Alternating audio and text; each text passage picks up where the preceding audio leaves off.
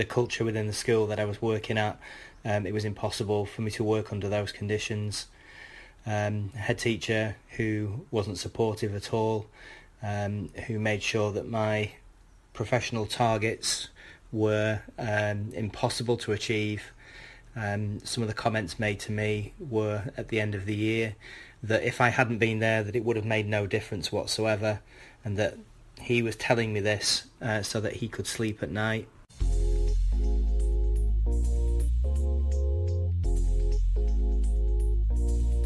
Hello, I'm Tom Rogers and this is the Rebel Education Podcast. This is a brand new podcast aimed at reflecting what's really happening in educational institutions in the United Kingdom and beyond. In each podcast, we're going to be talking about the particular challenges that educators are facing on the ground, and they're going to tell us what's really happening. In each episode, we're going to hear from leaders in education who are going to hopefully offer solutions to some of those problems and challenges.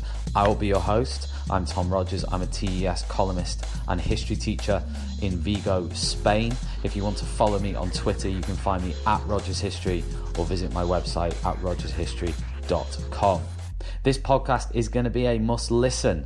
We aren't going to sugarcoat anything. This is going to be as real as it gets. I'm absolutely delighted that you've chosen to spend a bit of time with me, and I promise I'll try and be nice. If you want to buy me a drink or support the upkeep of this podcast, then please check out the Patreon link attached on the Podbean page. Let's get started.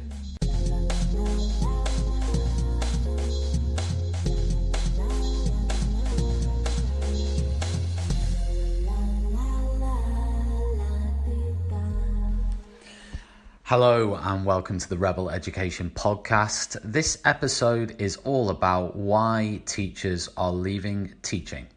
What is going on? There is a big debate at the moment about why they're doing it. Is it because of systems or is it because of individuals within those systems? Is it because of leadership and management or is it because of Ofsted? There's plenty to debate there, but I thought I would start off with the results of several recent surveys that have asked teachers why they have left the profession. And in almost all of them, workload has come out on top. I'll give you the most recent example from the National Education Union. They asked 8,173 members of the union what they believe is making them consider leaving the profession, and 81% said they have considered leaving teaching in the last year because of the pressure of workload. That's 81%. Staggering statistics from the National Education Union, and this is reflected across other unions too. And within workload, you have lots and lots of different things. You have data management, you have lesson planning, you have different requirements that obviously channel into workload, and there's plenty of them that we could list. Below workload, in the top three, usually lies leadership and management, or the impact of leadership and management within their school. Poor leadership and management, they might call it. And within that, you would have to also ask a question about bullying. You would have to ask a question about how staff are put under pressure by school leaders. And this is not, I want to emphasize that in talking about this issue, we're not talking about just school leaders. We're not saying this is a SLT versus teachers issue, because to me it isn't. This is just a human issue. And I'm unsure where those issues originate from. There is an article just this week in the TES. It's actually the second most read at the moment. Title of the article reads, "Why is there still workplace bullying in teaching?" And in a particular part of this very popular article, the writer says, "My question has become, why do people bully in the workplace? The usual reasons range from power to feelings of inadequacy to being a sociopath and anything in between, but how does it all start? The department in my second example had been close-knit for half a decade before I arrived. In the time I was there, expectations grew, and as a staff we all struggled to meet them, to achieve every new target, tick every paperwork box."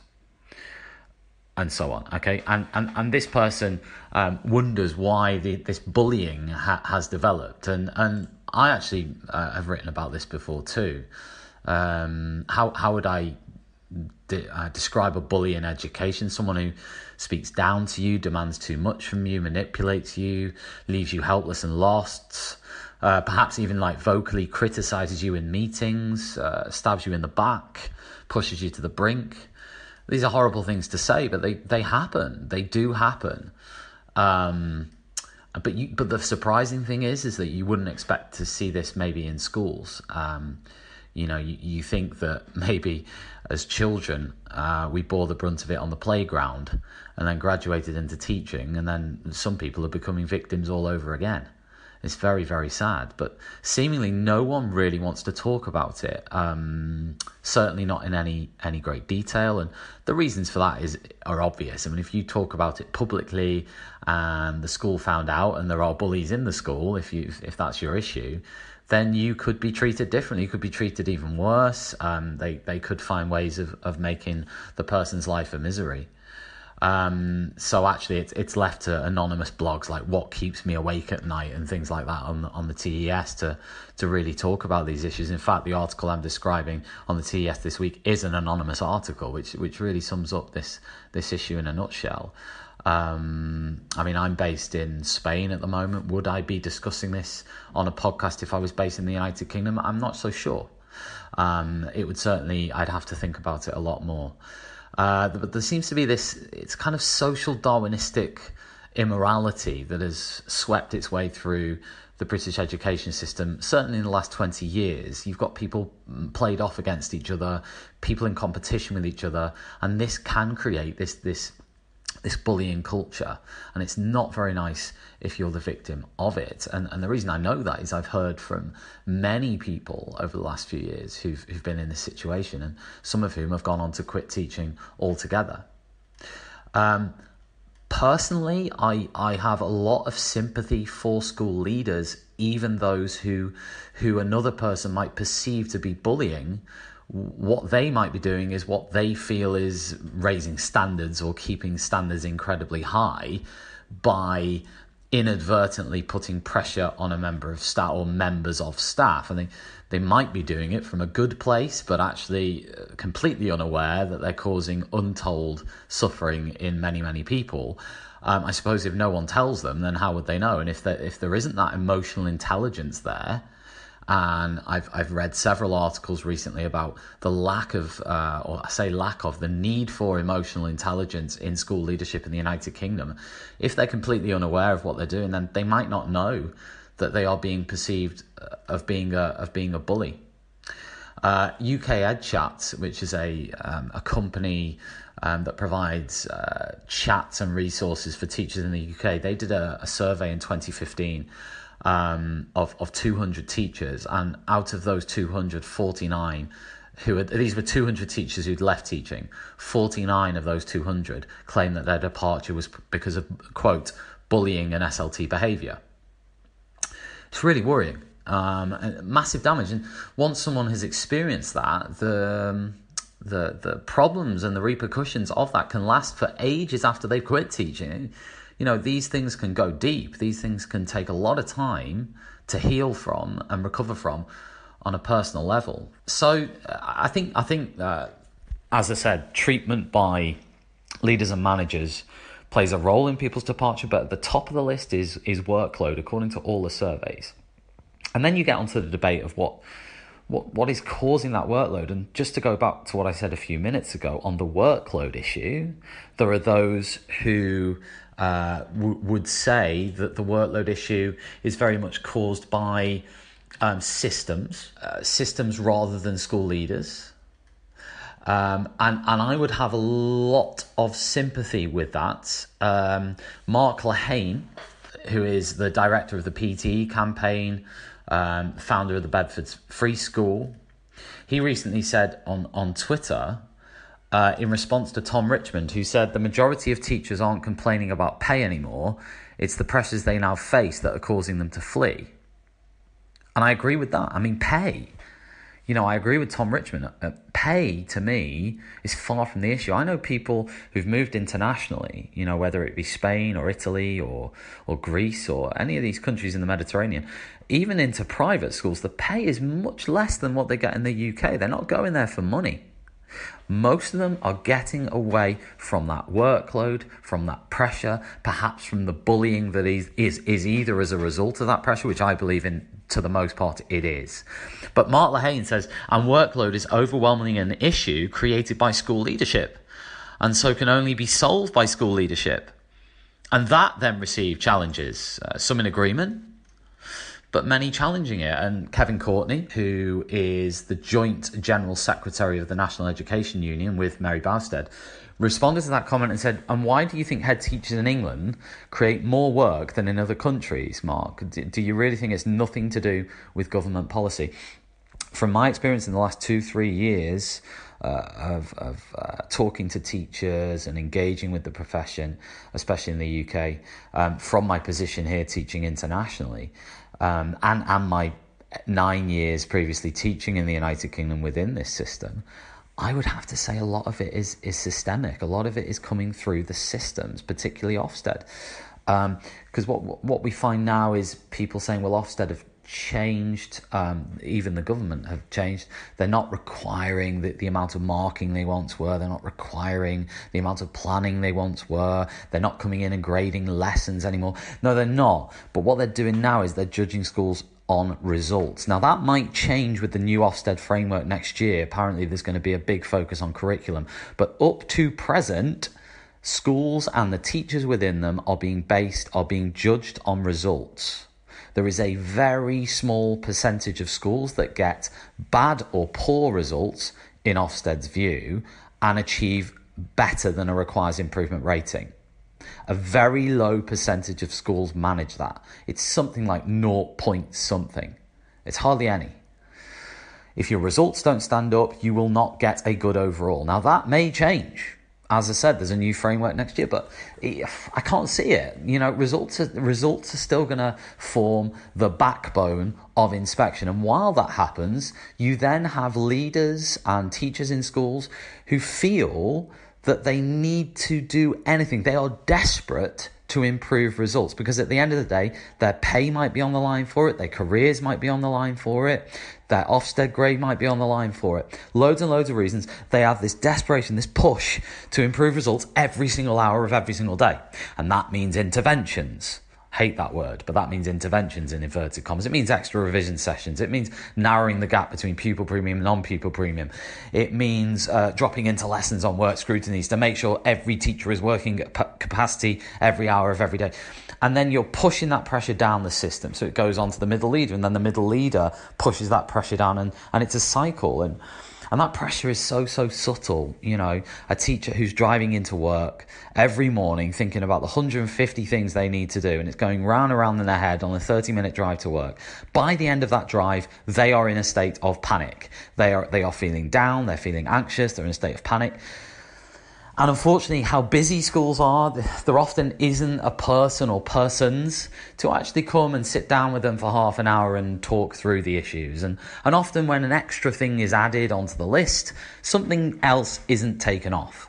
And that's why, you know, I remember somebody giving me some fantastic advice, which was, well, if someone asks you to do something, ask them what you don't need to do as a result of their request. But the bottom line is I feel that system is what's behind it. That's what's driving it. And then, of course, yes, you get the decisions made in school that increase workload. And yes, some of those decisions are just based on the whim of whoever makes the decision and haven't come from government or Ofsted. Yes, of course.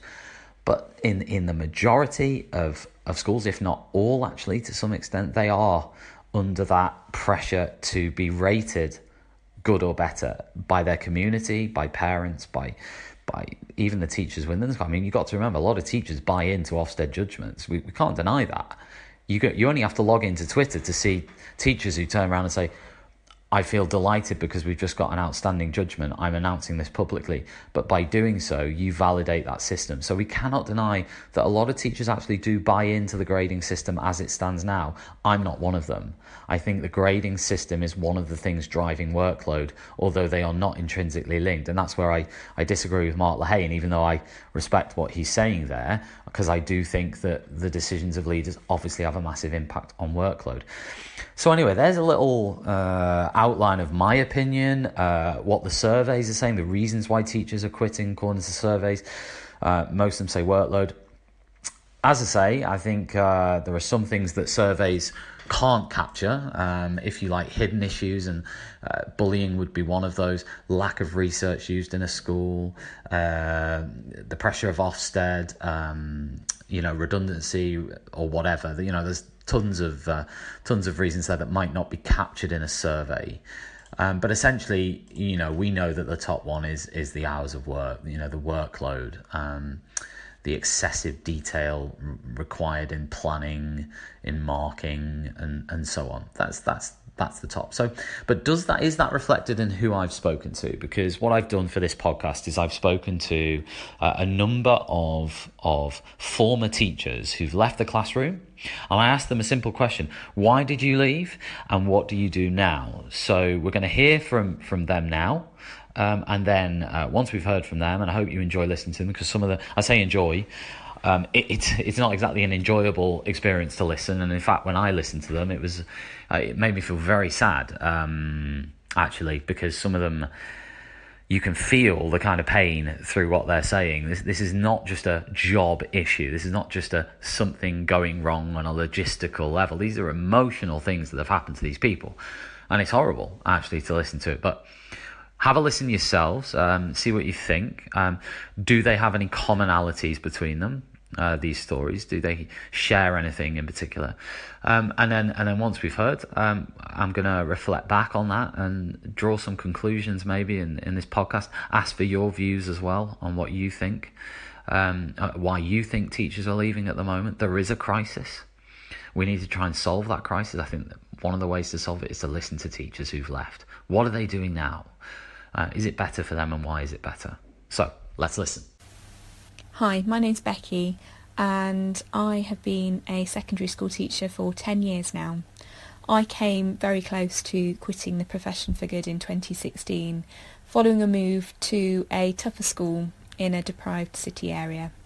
I knew that this new job was going to be a challenge for me, but I had really positive impressions of the leadership and the department at interview, and I thought this was a place where I could learn a lot, and I did, just not quite in the way that I expected, because things really did fall apart very rapidly. So between being appointed to my job and actually starting, the head of department walked out. She walked out in the middle of a week on the day of the GCSE exam in our subject, and this was a big department that suddenly didn't have a leader, and I'd been employed with a TLR, and this suddenly meant a whole lot more, and I had a lot of responsibility that I wasn't expecting on arrival at this school. It was a big department, and although there were some really remarkable teachers there, I wouldn't say the culture was particularly positive. All the teachers were feeling the stress of a very heavy workload, and fundamentally the poor student behaviour was really wearing down the staff in this department. It was really sad to see, because quite a few were NQTs or very new to the profession, and it was really awful to think that this was their first experience of teaching and that they'd not seen anything other than this, really. Other more experienced staff were clearly struggling as well, and while we really did try to pull together as a team, I found that when we all got together it quickly became very negative, people voicing their struggles and complaining. While I thought it was good we were talking about it, personally I just found it so hard to hear when I was really struggling myself. So I would be rallying myself to be positive and just to get into school, actually, and to face the day. And then to hear all of these people around me that were struggling as well, this just wasn't very good for my mental health at all.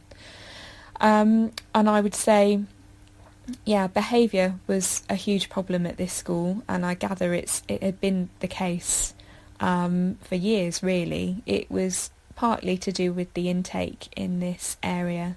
So It was an area where there was a lot of social deprivation. A lot of the students spoke English as a second language, and it was just a real challenge to try and match the needs of the range of students I was getting in my classes. These were also classes that had been the head of departments, so I took over her GCSE classes, and they'd had weeks of cover and supply teachers in. They were not in a good place, they were not in a good routine, and suddenly these classes were the ones that I needed to push through to guarantee my pay was going to go up.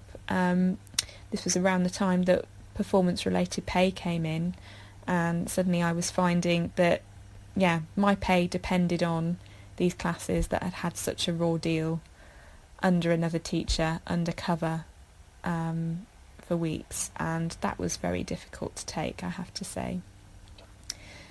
So behaviour was a problem, and new systems came in the following September. Sounded really promising, actually, and I thought, I've just got to see this through. In a year or two things will get better, hopefully. But then what happened was we also learnt that our school was in massive financial difficulty. So there was this big scary meeting in the staff room, the whole of the staff all in one room, hearing that we were basically millions of pounds in deficit, and that the DFE had been informed. Within days the DFE were coming in to inspect our lessons, because we'd had to ask for additional funds, and it was a lot to take to be prepared for this DFE inspection, and then Ofsted came in shortly afterwards. I may be misremembering, but I think we had 3 inspections in the space of a term, and it was a lot to take. I remember an entire weekend working through books, fully preparing myself, because I'd only been through 1 inspection at my previous school. I didn't have much experience of the process, and I probably did over-prepare, which you do when you're feeling anxious, and it was a lot. It really was. I remember feeling that actually the days the inspectors were in were the only days where I felt adequately supported in my classroom. So I had some of the most difficult behaviour in my GCSE classes, and on inspection days there would be a senior member of staff sitting in my lessons, and things went well, and that really did harden my cynicism that the inspectors were seeing this false view of what was happening at this school, that yes, of course things were going well, because this was not a normal day. This was a day when I was getting the help that I needed, and then the next day things were back to normal. And it was really demoralising, and it wasn't long before I was going to see my GP about workplace stress.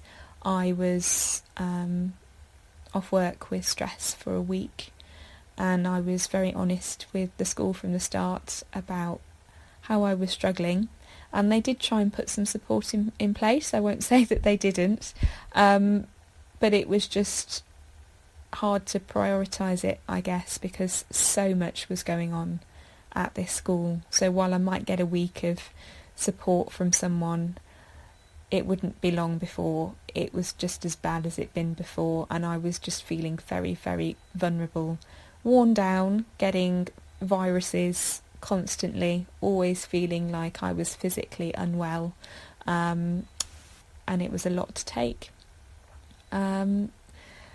So in 2016, as I say, this was when it came to breaking point. I was off sick from work with stress again, and this time I could not rally myself round to go back after a week. I was beside myself. I was unable to face it, and I was off for 8 weeks.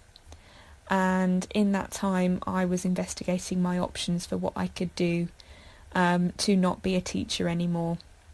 And it was a really, really sad time for me. I applied for lots of things, I also I looked into doing some supply teaching in the end, because I wanted to be out of this job and this school quickly and to be making money in some way. And I wasn't happy about going into supply, because my impression of it was that it could be harder, if anything, to go into somewhere unfamiliar and to take over someone else's classes. As it happened, I ended up in an FE college doing some supply. It was GCSE retake support.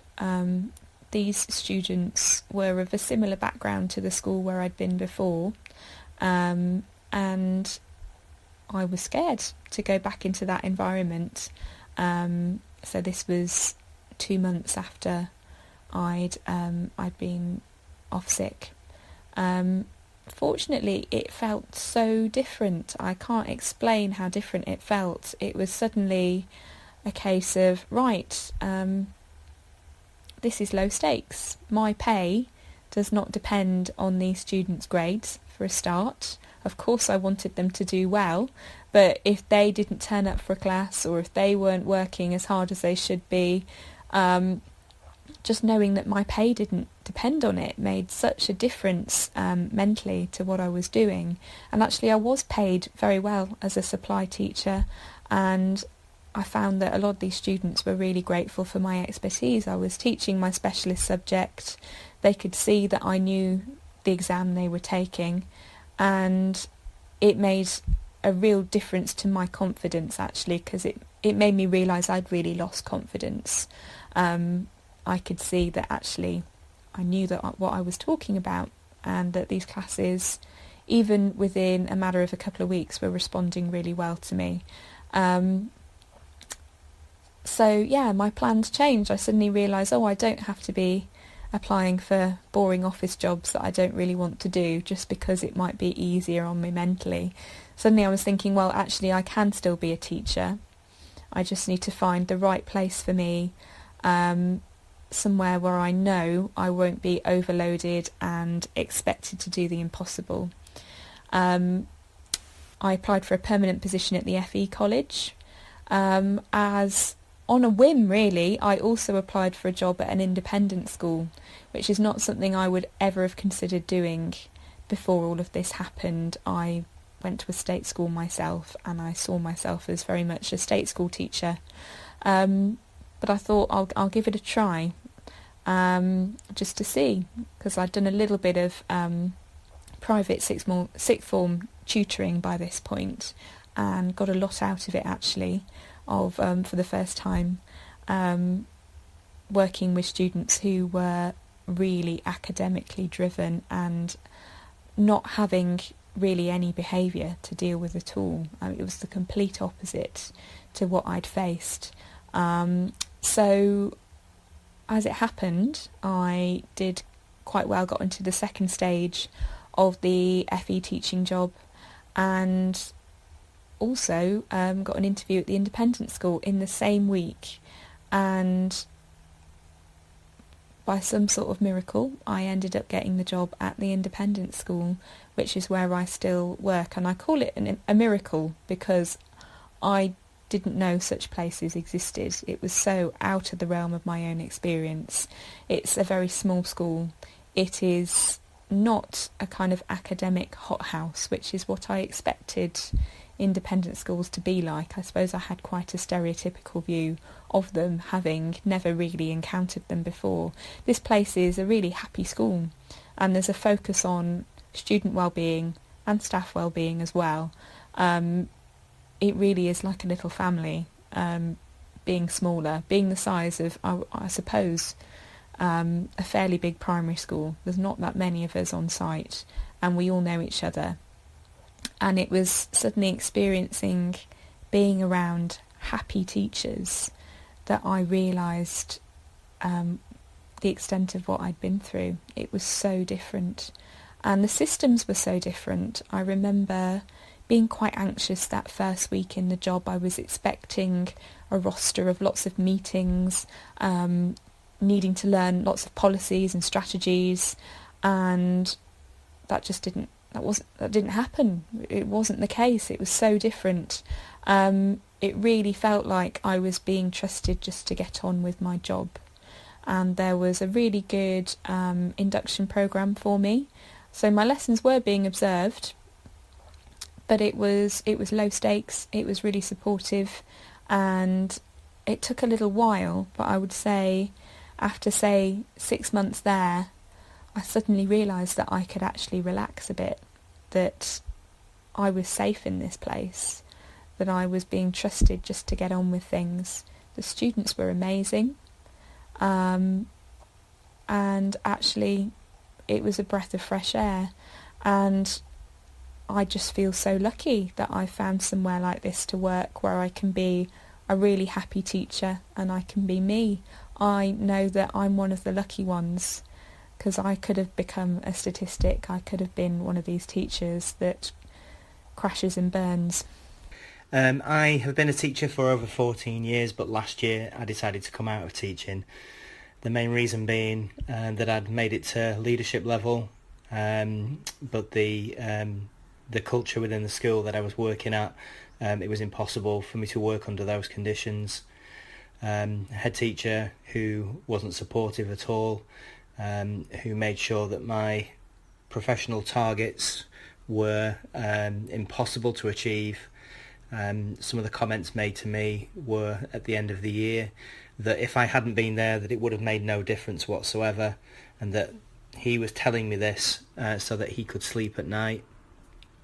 It came to a point where everything that I was doing was not recognised as being of any value, even though I knew that I was working really, really hard.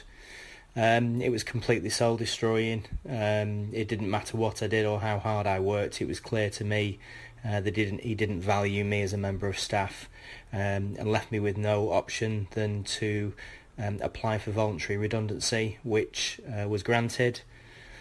Following that, I lost my love of teaching. It hit my confidence. I spent 12 months doing a master's degree with a view to going into lecturing rather than teaching. It's a real shame. I had been a successful teacher for 14 years.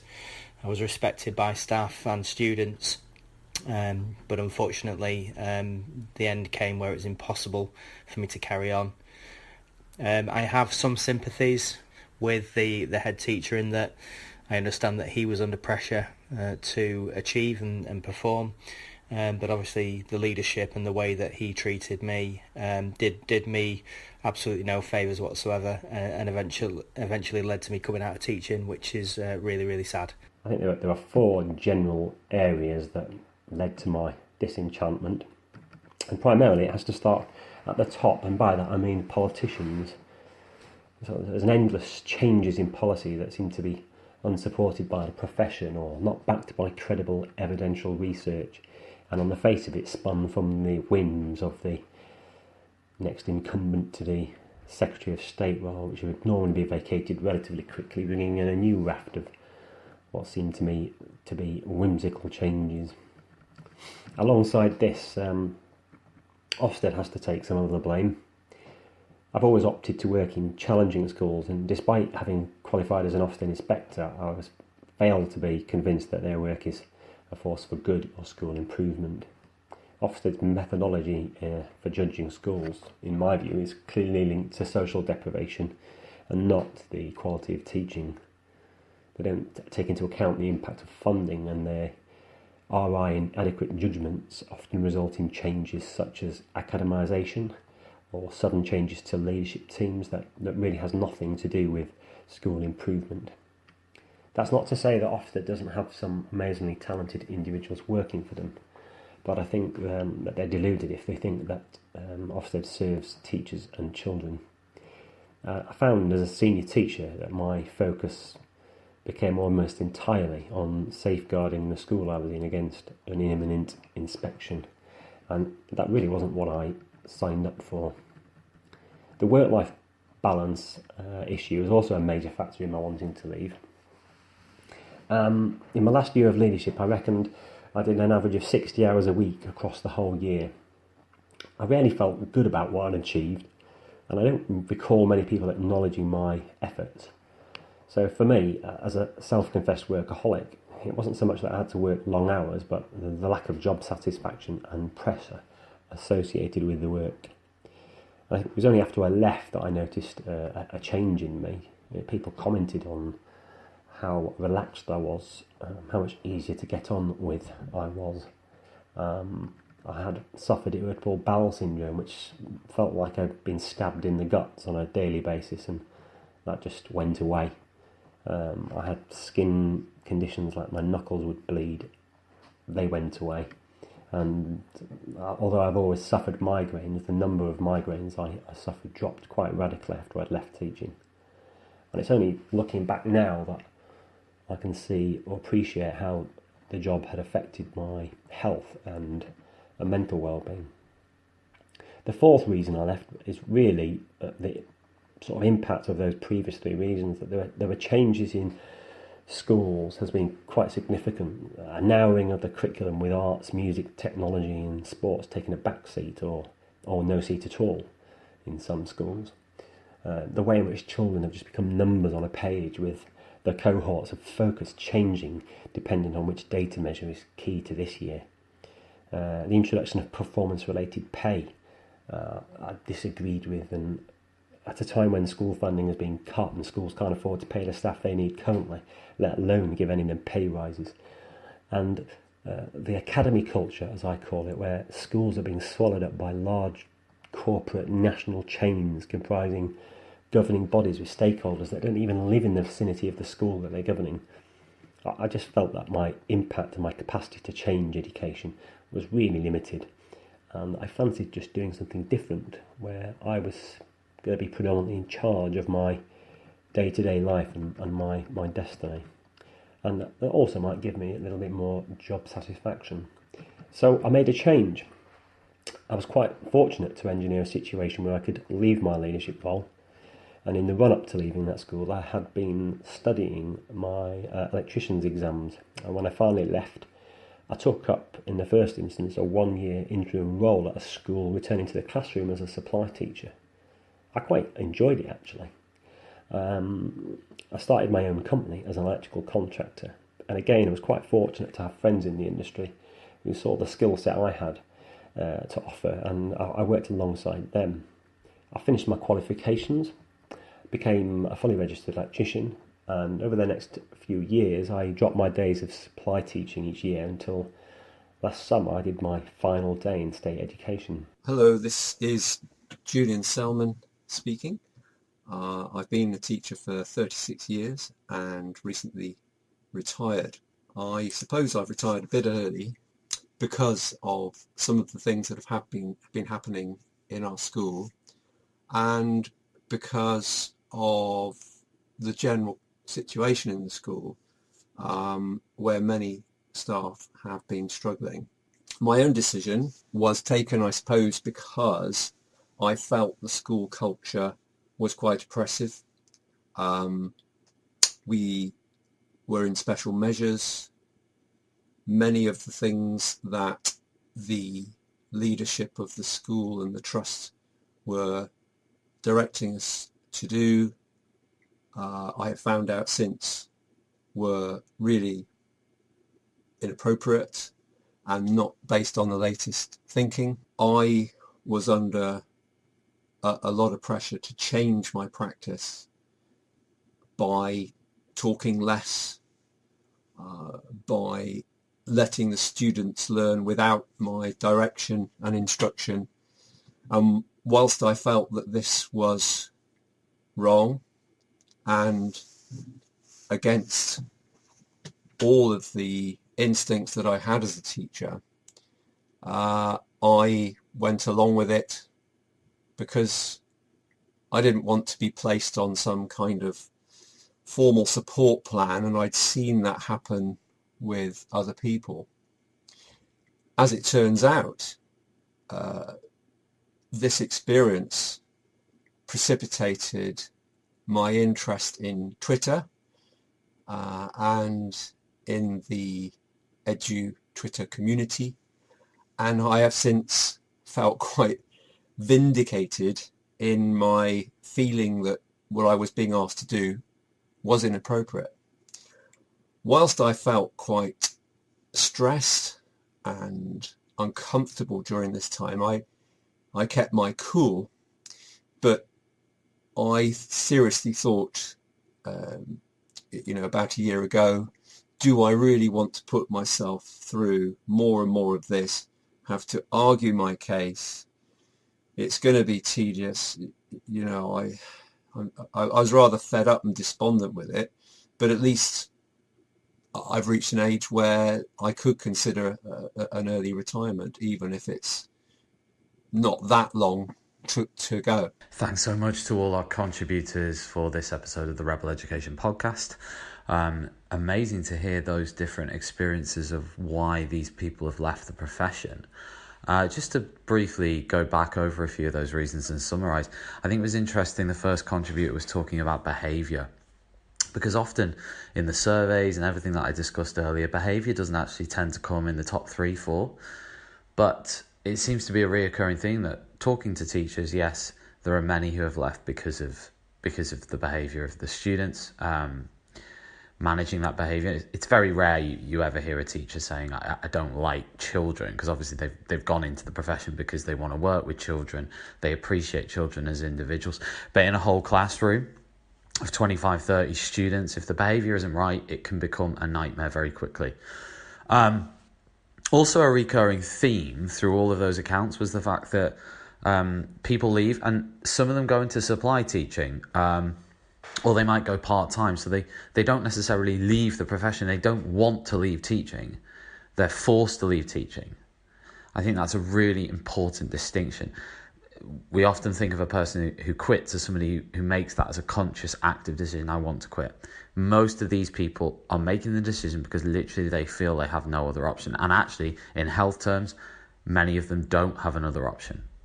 Supply teaching seems to be some kind of a middle ground solution. You go into the school as a supply teacher, and after I left the profession in 2015 temporarily, I re-entered after 6 months. But in that time, I managed to set up my own business. But I also did some training, and in that time, I also did some short-term supply contracts. And if you want to read more about my experience of leaving the profession, there was a blog I wrote which the title is Educational Death Row. So if you just Google that on TES, you'll find it. It's the first blog I wrote for the TES, and it was about my experience and the reasons why I was leaving the profession at that time. But I must say, when my experience of supply teaching was that, yes, you could roll up at a reasonable time to the school, you could leave straight away, you didn't have the marking, or yes, you had some planning, potentially, depending on how long you were in the school for, but no marking. Again, you could have marking depending on how long you were in the school for, but short-term supply contract, unlikely. You leave school, you leave it behind. The disadvantage of that, though, is that you don't have those relationships with the students. You don't feel like you're building anything. And you don't feel like you're having that really lasting impact on them, which is one of the key, the most fulfilling things about teaching is that, and you miss that when you're supply teaching. So I always think it's sad when we have fantastic teachers who are quitting and then going on supply, because, I almost feel that, they should be in a full-time position in a school, and it's just finding a system in a school and everything else that will accommodate them and make them feel good and make them feel as though they can do the job within their own ability. I found the last comment from Julian Selman really interesting about pedagogy.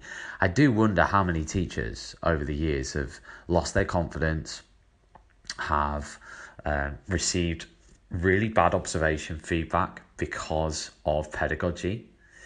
There has been a kind of backlash against this school of thought that you have to have less teacher talk in lessons. You have to everything has to be happy clappy. There has been a fight back, quite rightly so, against that, and it is sad that particularly teachers who might have favoured more chalk and talk in the past have been subjugated or, made to feel that they're not as good as other teachers, when the likelihood is that they are. So that was an interesting insight from Julian. Again, thank you to all the contributors. I hope this has been a very interesting podcast to make. It's been incredibly interesting to listen to other people's reasons for quitting. We've got to make a change. We've got to find ways of keeping these people in the profession, keeping these people in the UK. There's a huge surge of people going to teach internationally at the moment. So we have to find ways of stopping people quitting. And there are recurring themes, which we've heard a little bit about today. If you would like to comment on this podcast, then please visit my Twitter account @RogersHistory, or visit my website, rogershistory.com. Subscribe to the podcast on Podbean. It will be available on iTunes very, very soon, if not by the publication of this podcast. Thank you so much for listening, and I hope you've enjoyed it, and I will see you next Thursday evening for the next podcast. Bye.